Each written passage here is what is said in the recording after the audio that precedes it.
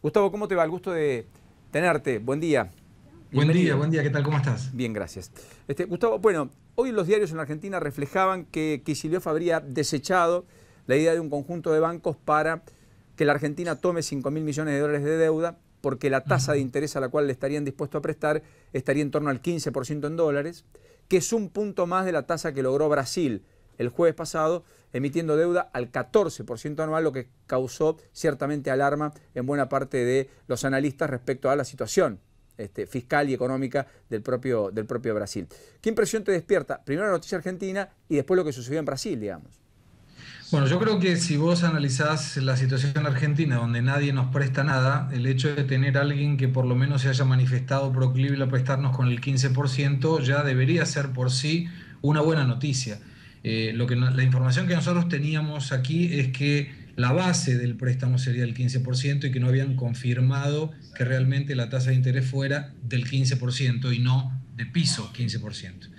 De cualquier manera, me parece mucho mejor tomar una financiación, a pesar de que al principio pueda haber una tasa de interés elevada, cuando vos no tenías ningún tipo de acceso a la financiación internacional. Entonces me parecía que podría ser un buen caso como para que se mostrara que Argentina volvía a tener financiación, a pesar de que la tasa tal vez no fuera la mejor, pero por otro lado empezar a mostrar y a captar la atención de otros que pudieran interesarse por prestarnos dinero. Yo creo que es un error, pero es una opinión muy personal, el no aceptar este préstamo, sobre todo porque vos ves que el gobierno está tratando algunas acciones de poco valor que están complicando mucho más la economía, la sociedad y la política, que de repente tener el acceso a 5.000 millones de dólares, que estás hablando algo más del 10% de las reservas internacionales en el Banco Central, ¿no? Lo que vos decís es, Gustavo, ahora sí entiendo, en lugar del cepo cambiario, en lugar de las restricciones para girar utilidades, en lugar de todo lo que se ha montado en torno a la conservación de dólares, que en definitiva lo que ha sido, o para lo que ha servido es para ahuyentar dólares, quizás volver al mercado de capitales, aunque una tasa alta, sea demostrativo de que Argentina no está fuera del mundo y que quizás los próximos préstamos los pueda conseguir a tasa más baja.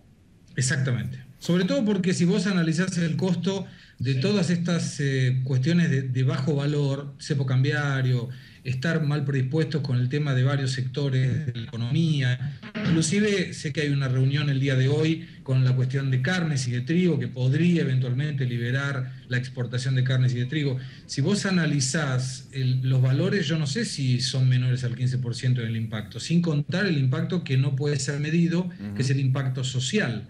Entonces, me parece que hubiera sido mucho más saludable aceptar esta propuesta del 15% y independientemente de después mejorar, claro, a través de indicadores y vos sabés que cuando tenés la famosa y vieja ley de la oferta y la demanda, si tenés más oferta que demanda, la tasa de interés en algún momento iba a caer.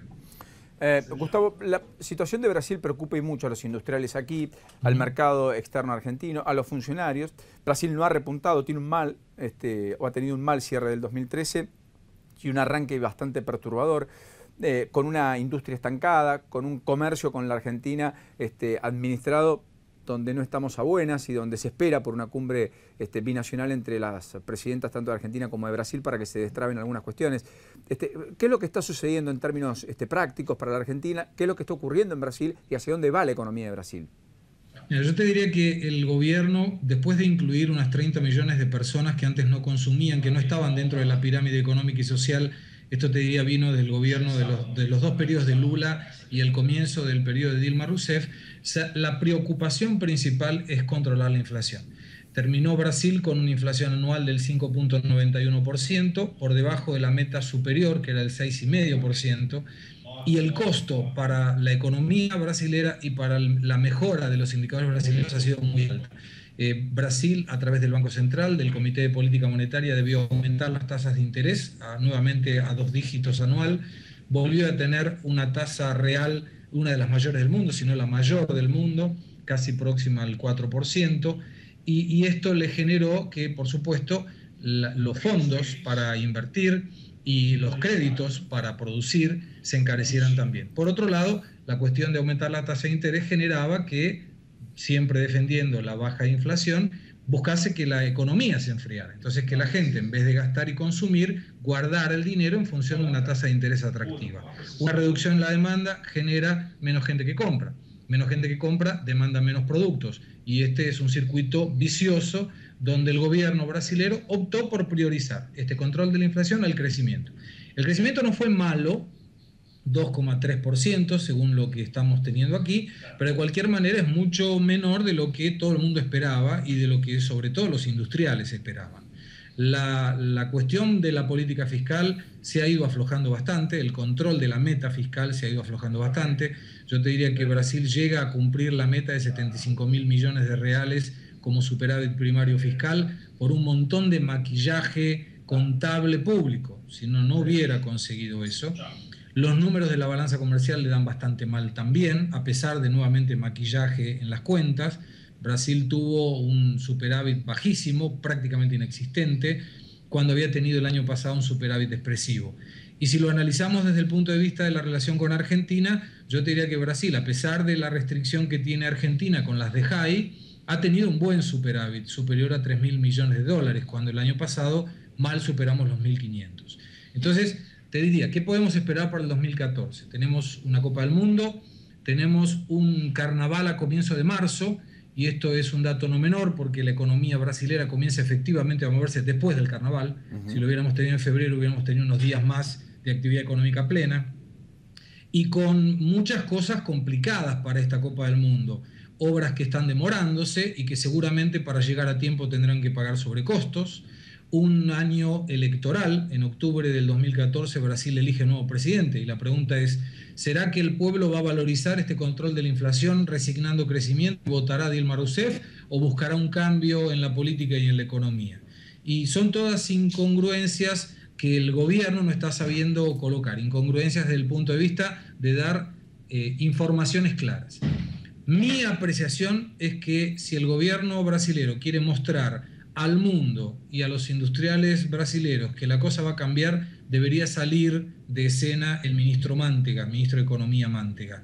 Y no debemos olvidarnos, por otro lado, que la cuestión de todo lo que se refiere a la vinculación del PT con los casos de corrupción y el ex jefe de gabinete del propio Lula preso, son cosas que también complican la cancha. Sin contar, Paulino, con otra cuestión que preocupa mucho en el aspecto internacional, que es la posibilidad de reducción de la nota de riesgo de Brasil, a pesar de que continuaría siendo grado de inversión, pero con algunas alertas en el camino. Entonces, el 2014 se presenta con bastantes preguntas sin respuestas todavía. Gustavo, lo último, y apuntalando la brevedad que siempre y la generosidad que siempre tenés para con nosotros, la devaluación de Brasil también llegó para quedarse, como la devaluación en la Argentina parece indicarlo, ¿o no? Mira, yo creo que ahí el secreto va a estar en las cuentas públicas y en las cuentas externas desde el punto de vista de dos cuestiones. Inversiones directas o inversiones productivas, que fueron buenas en el año pasado y esperan que sean buenas también este año, y sobre todo cómo será el control del déficit, o mejor dicho, del teórico superávit fiscal o primario. La balanza comercial va a seguir siendo bastante pifia, porque el dólar a 2.35, 2.40 es un dólar que acompaña de alguna manera una mejora en el tipo de cambio que favorece la exportación de productos, pero no atiende las demandas de los industriales. Nosotros imaginamos que debería estar entre 2.35 y 2.45. Algunos analistas lo ven un poquito más arriba. Si las cuentas públicas brasileras y del exterior no mejoran, estaremos más cerca del 2.50 que del 2.35. Correcto. Perdón que me tome el atrevimiento de una última pregunta ahora sí.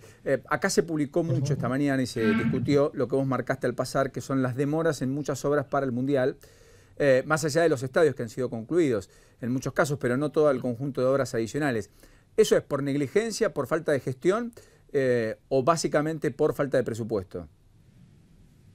No, presupuesto no, había presupuesto, de hecho el presupuesto está asignado. Yo te diría que hubo mucha mala gestión, muchas peleas internas. En algunos casos había, por ejemplo, algunas necesidades de autorizaciones de organismos públicos que demoraron para salir, para darte un ejemplo.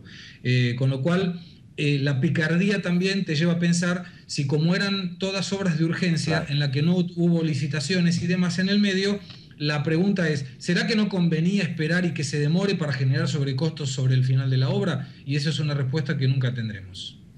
Gustavo Segre, impecable como siempre. Gracias por este ratito en la mañana de Infobae y por ayudarnos a entender lo que sucede allí en Brasil, ni más ni menos que el principal socio de la República Argentina en el año del Mundial. Un abrazo.